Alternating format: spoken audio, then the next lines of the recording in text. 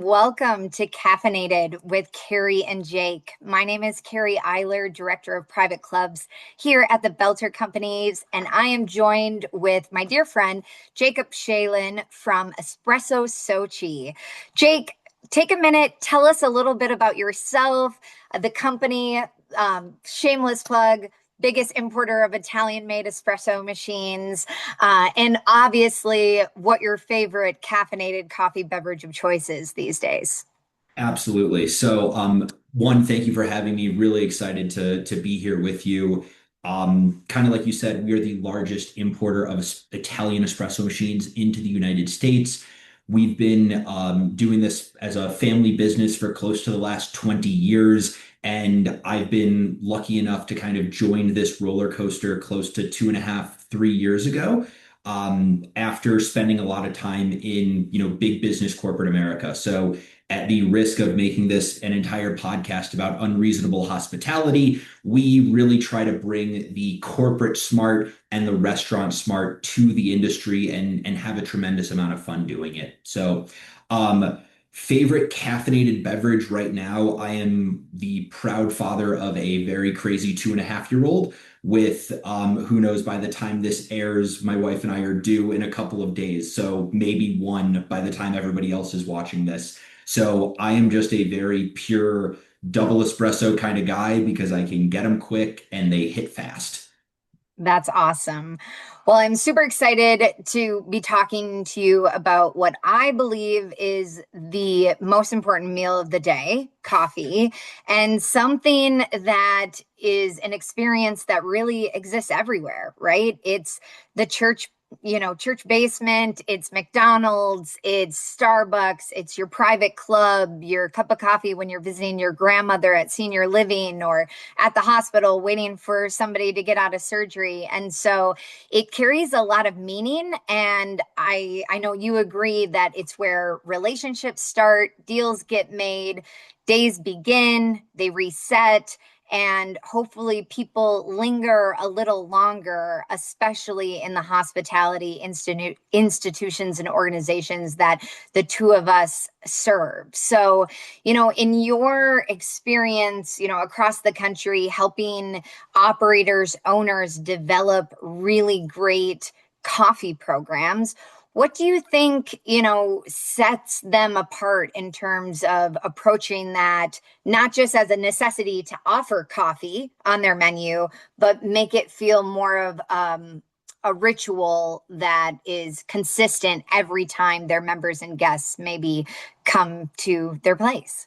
Yeah, absolutely. And I think one thing that coffee offers, and I'll shamelessly steal a term from you, is accessible luxury, right? It doesn't always need to be the highest price latte. And I think you Mhm. hit it on the head, right? That coffee is a common ground for a lot of people, whether Totally. you're trying to go on a date with somebody and you don't really know how to ask, or just like, hey, can we get out of the office for a little bit? Let's go grab a cup of coffee is creates like a very simple experience where everybody can be comfortable.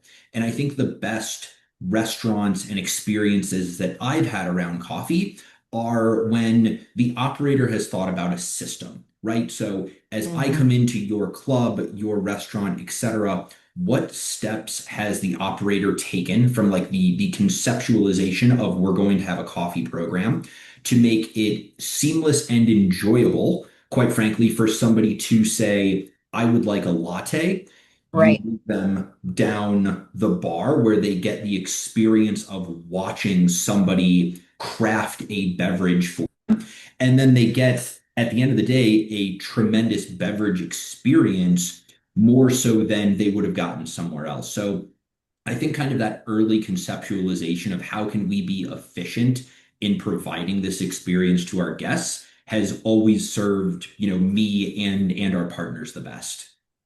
I love what you said about systems and efficiency. I think everyone probably tuning in, and if you're in hospitality and food service, certainly would recognize that coffee is a no-brainer, but there's some hesitation in what they want to offer and how they're going to offer it based on the equipment, the space, and probably more importantly, maybe the talent that is going to be charged with executing, whether that's a 7 a.m. tea time or pulling a shot of espresso for that last espresso martini at the bar at 11 p.m. And so, I in all of my travels across the country into private clubs specifically, food and beverage is really the heartbeat of clubs, right? It's where your culture speaks the loudest and certainly speaks to your brand. And I always feel like it's a missed experience when somebody's walking in with a Starbucks cup to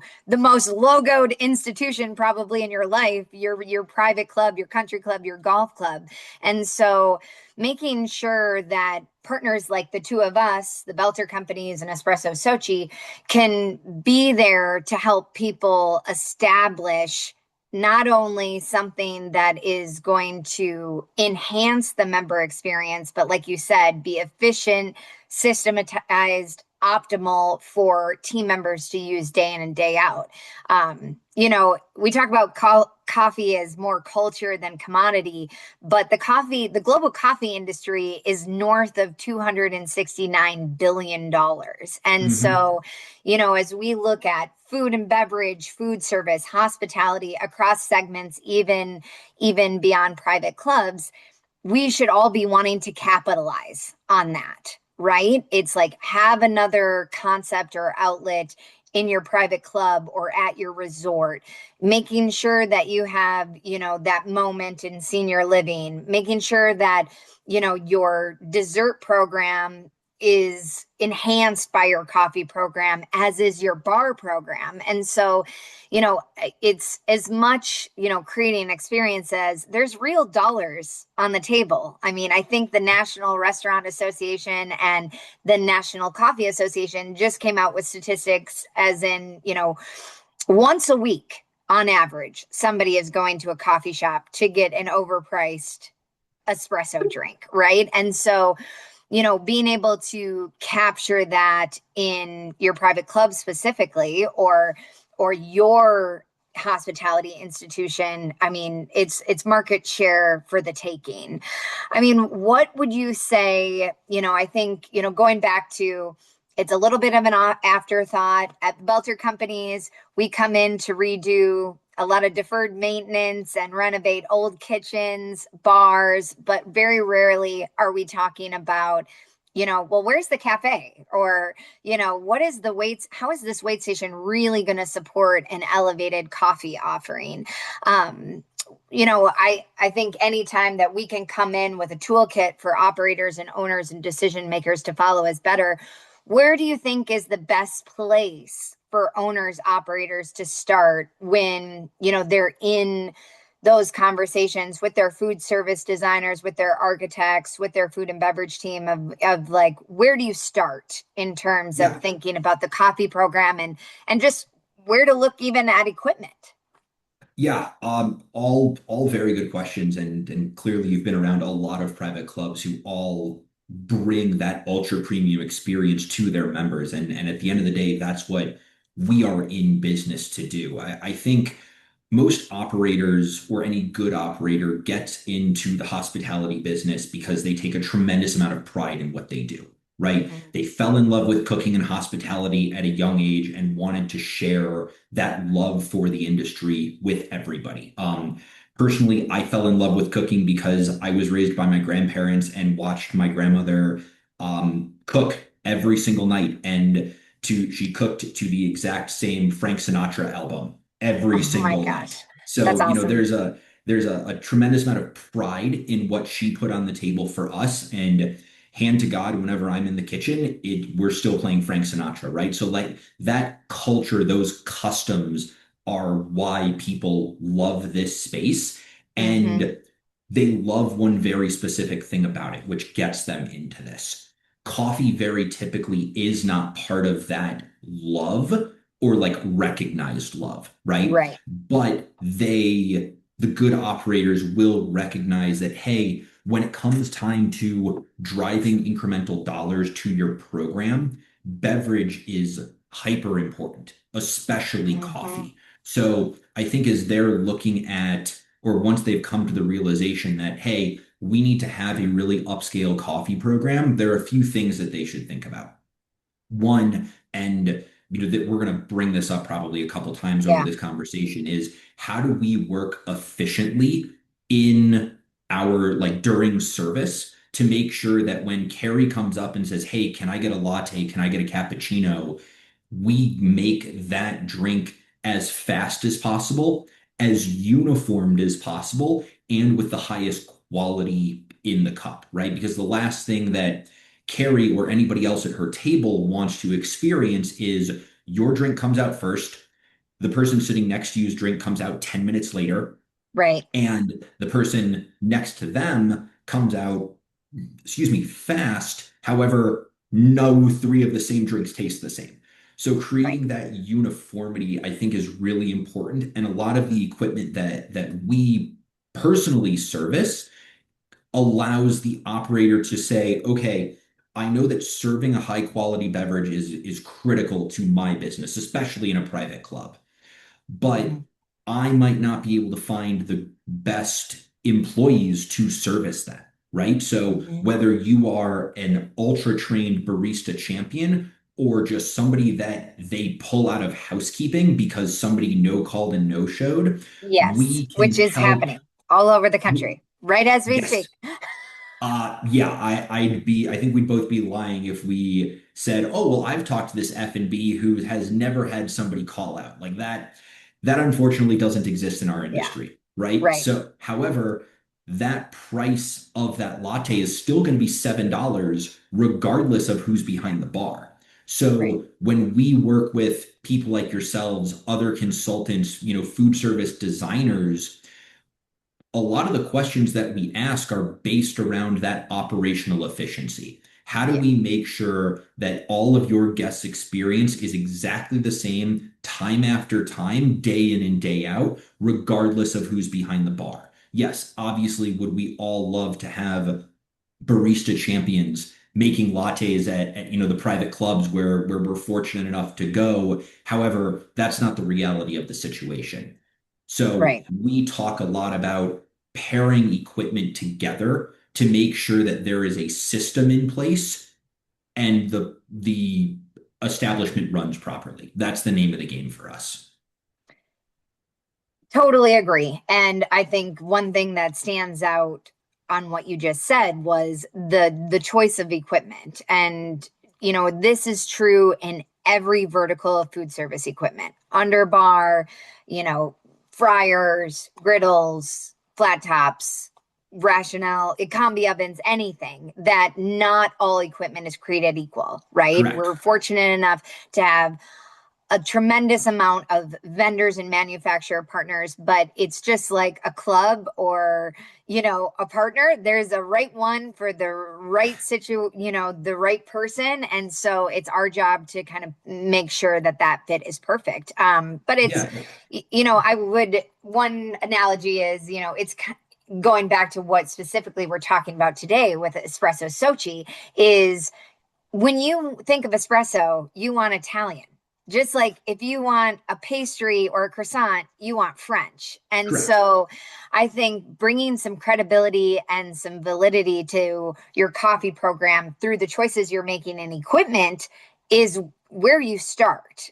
Yeah. And then you layer on the quality of the beans and the mug that it's coming in and the double walled custom branded to go cup and all of the little details that round out that coffee cafe experience. But you know there's a lot of espresso machines on the market. You certainly have three of my favorites: Faima, Chimbali, Lamar Zocco.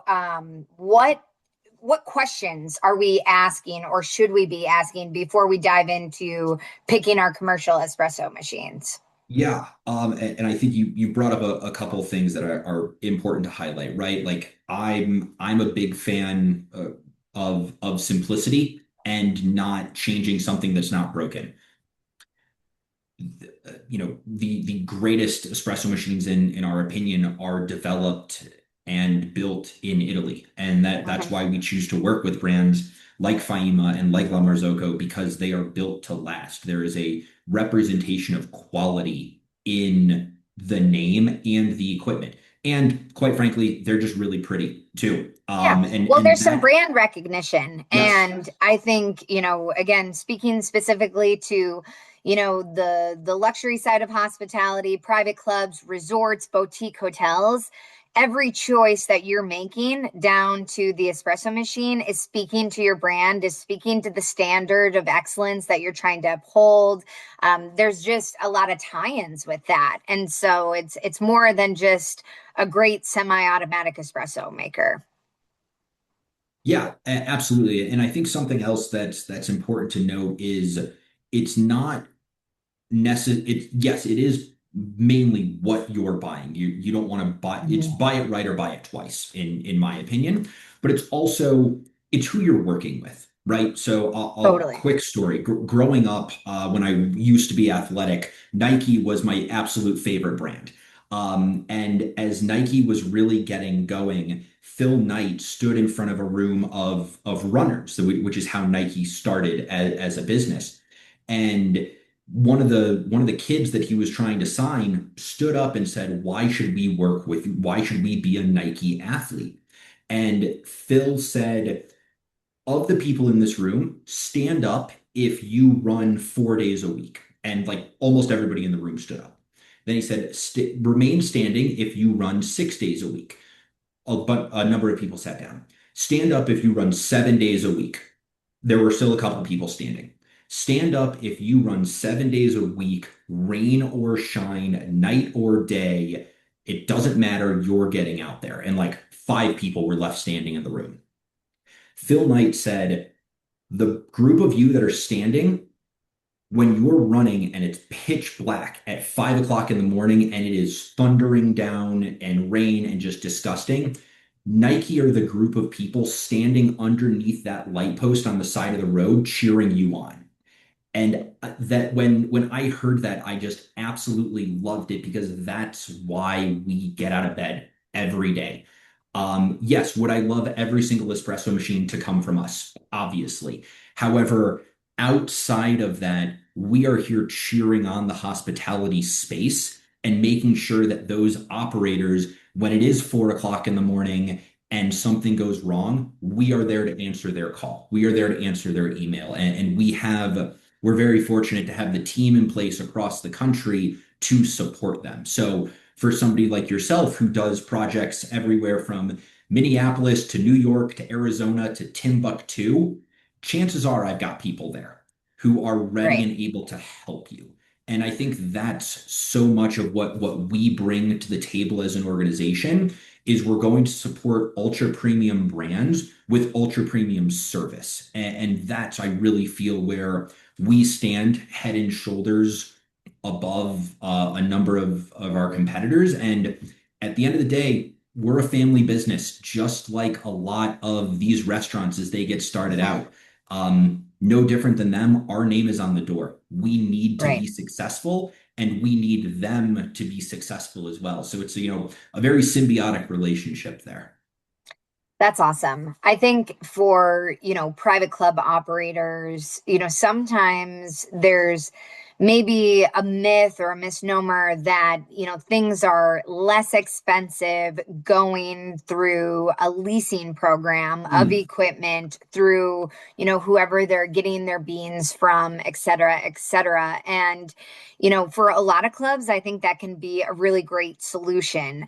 What is exciting about the conversations that I've had with you and at Belter with some of our other partners is that the innovation in coffee equipment is getting more accessible, more innovative, and I would say more creative in folding it into operations of all shapes and sizes where it's actually, you know probably even a bigger ROI in investing in that and creating your own than being kind of locked into something that is maybe cookie cutter that isn't going to fully, I would say, either elevate your food and beverage or enhance your brand. And so, earlier we talked about coffee being a source of revenue, right? Even though food and beverage is an amenity in the private club space and we're using those member dues to subsidize those experiences, we still want to drive some profitability, right? And, we can, through coffee, we're driving those dollars, we're driving an experience, right? You have, what does the cafe after fitness look like? What about the mahjong and bridge players? How is that book club going to get a great kind of coffee and pastry hospitality station? What is are you known for the best espresso martini in town because you're not using a liquid concentrate that's sitting in an underbar, cooler forever and ever, Tell all me of how those you feel, things. Carrie. But one thing that I get really excited about, coffee programs in spaces like, smaller resorts and clubs is it's an opportunity to drive development, right? So if you have that entry to mid-level manager that maybe is not quite ready to run a full wine program or a beverage program, or, jump into a little bit of that menu makeup with your executive chef, creating a coffee experience, both on the member guest side and also digging into the budget, the profitability, the ins and outs of the equipment can be a really great place for people to start. And the training that it takes to make sure that, we have the right systems and that those lattes are the same. I don't know. I get really excited about people wanting to put together a better coffee program and giving that to somebody that is a little hungry for something, something to put their own mark on. And so, I encourage people to think about that too, right? You might not have the capacity or the space to own it. And maybe that's why you've always just been, signing your 3-year agreement over and over and over with whoever you're buying your beans from. But what if this was an opportunity for growth for somebody in your organization? Yeah, and I think something that you mentioned, not only on the ROI of equipment and coffee, but the ROI from the perspective of you're investing in your staff, right? Yeah. So again, to quote unreasonable hospitality, because clearly, if you're in the We've industry drank and the you haven't read the Kool-Aid. book, We've drank the coffee. We love we it. have. Take here it is. This is yours. Go make it awesome. I think Right. like giving that kind of ownership to somebody who wants to continue to grow within the space is really encouraging to them and the rest of the staff to see an owner operator investing in somebody like that. Quick like bit of fun fact. I'm not here to disagree or challenge that this is a major upfront investment to Mhm. get a really tremendous espresso machine to create the system and the program for your club for your operation. However, if run effectively and efficiently, most of these espresso machines will pay for themselves in between 4 to 5 months, quite honestly. And, Mhm. and again, this is not to downplay the cost of these, but Right. the ROI long term, very, very efficient for the operator. And again, by not having that cookie cutter, well, we're just going to do this or we're just going to do that, by consulting with somebody like yourself or the team that you have, we can make sure that we are getting them the right equipment based on our understanding of this is what I want to accomplish. Let's work backwards from there to make sure that all of those systems and all of those efficiencies are in place. So, Mhm. that smoothie bar outside of the gym needs to operate differently than the absolute beautiful showpiece that's on the front of the coffee shop bar, right? Because they're Right. serving the same customer, but at two very different times of the day. So Mhm. making sure that those operators are consulting with people like yourselves who, very personally, I think very intelligently lean on people like us to say, Mhm. what are we doing here? it allows everybody to be successful. Hmm. The great majority of our days are spent working with people like you to say, okay, your specialty, kitchen, underbar really well. Kind of like we said, coffee is Hmm. oftentimes forgotten about Totally. because it's a scary thing for a lot of people to get into because there hasn't Right. been a true partner Hmm. in making sure that they have what they need for their operation to run smoothly.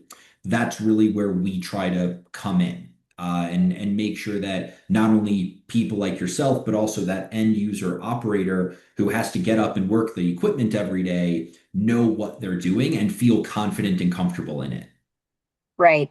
Yeah. I mean, we've talked about it a lot. Everybody loves the look of a craft cafe, a cute little coffee cart, an elevated experience, a mug that feels so good in your hand and furniture that you just want to sink into and have another cup. And I think all of those experiences drive staying and creating community. And so, coffee can be that glue that makes it happen. But as we mentioned, there's a struggle with, training, consistency, figuring out the right staff based on volume, and then ultimately like the offerings and, are they meeting and exceeding your members and guests' expectations. But as you were talking, I was also just thinking about like all the money that, typically private clubs invest in just their special events, club events, private events that, either if they do want a coffee component, they're outsourcing to a coffee cart or, a concierge barista for the day, et cetera, et cetera. But again, one of the most like invigorating things about coming to this side of the line after being in clubs is to just be overwhelmed with the amount of possibility in our manufacturing partners where it's like I take a semi-automatic machine from you and I take a lakeside cart and I take, this awesome latte art factory piece of equipment and I put it all together. And then all of a sudden it's like, guess what? You have your own. You can brand it. You're making it your own. No longer do you have those rental costs. And now you're creating something new and different in your own space, in your own club that you can replicate over and over and over. And so, I think just like, maybe not all owners, operators think of coffee first. Like, it's our job as food service partners to bring it up of, what the possibilities are. And so this is, me encouraging all of you out there as you're having your cup of coffee to, really ask what is possible and make sure that you have a creative person across the line to just show you like these are how we could create what you're trying to solve for and what you want to make that you don't have today, but also in a food and beverage department that it's complex like in private clubs with events happening over here and that really kind of homey, home away from home feel in member dining over here, making sure that you have a coffee program that supports both of those experiences is really important. So, we're here for intentional coffee strategy, and I'm really excited to see more of this in the market across the board. We've all seen, daytime coffee, late night bar happening, across where we are. And so, again, figuring out how we can, enhance people's brands, make people stay longer, making sure that, they're taking kind of that one thing, right? Their logoed polo shirt from the club and their logoed cup of coffee that they're going out of their way 20 minutes to the club instead of Starbucks right by their house because it's that good and they want to say hi to that team member. That's what, you and I are here to create. So, Jake, on that note, what are the three pieces of advice if people are finally able to kind of look at their coffee program? What would you say that they should be considering? Yeah, I think there are a couple things, right? The first is feel confident in what you want to achieve, right? So based on the different part of your operation, you're going to need something that fits that efficiency and that system differently. So, work with people like Carrie and the people at Belter, work with people like myself, because kind of like we said, we want to not only represent the best brands that we bring over from Italy, but at the end of the day, we're still going to be under that light post cheering you on. Mhm. So finding the right partner, I think, is hyper critical, because that partner will lead into the second thing, which is making sure the equipment fits what your operation is trying to accomplish. So whether it's a smoothie bar, a high-end lobby bar, or just if you're in the B&I space and you are a coffee bar in the bottom of a very popular office building that is Right. now, with the return to office, that much more necessary for We need a cup those. of coffee now if we're going Yes, into the office. correct. So, regardless of what kind of an operator you are, work with the right people, because they will get the right equipment for you and truly Mhm. understand what system you are trying to build. And then lastly, like as gimmicky as this might sound, like have fun with it, right? Like we all got into this industry because either we were crazy and we couldn't find another job, or Right. we just absolutely love the feeling of giving somebody what they want, knowing that you put your own stamp on it, and knowing that you believe it is of the utmost quality for that person. So, take pride in what you do, have fun with it, and work with people, selfishly like us, because this Mhm. is clearly important to us, or we wouldn't be taking the time to invest in educating on it. And I think that's a lot of what it comes down to, is work with people who want to educate you on making this very small part of your business the best that it can be. So whether you're building out a just very traditional coffee bar, or you need to be turn and burn, there are a lot of levers that people like Belter, people like Espresso Sochi can help to educate you on, to bring that much more of an upscale experience to your members and to your patrons. Thanks, Jake. I couldn't agree more. I encourage all of you to be confident in what's possible, even if you haven't seen it with your own eyes. Like, trust your vision. Find a great partner, a partner that understands the operational components as much as, those aspirational experiences that you're striving to create, and have fun. Like we started with, it's like everyone enjoys a cup of coffee, right? Even if they're drinking hot water and lemon while you're drinking your cappuccino. I mean, it's a ritual that brings everyone together, no matter, where you're coming from and where you are. And so, if there's anything that myself and my team at Belter can do, and Jake at Espresso Sochi, where we come in are, all those pieces, right? The fun stuff in concept development, design, build, integration, equipment selection, replacement, ongoing maintenance, even boring things like water filtration systems that it's like, who knew? Not only do you need one for your combi oven, but you need one for your espresso machine. Operational consulting, just like what best practices that you can, take from us to your team to make sure that this stands the test of time, even, beyond, this investment.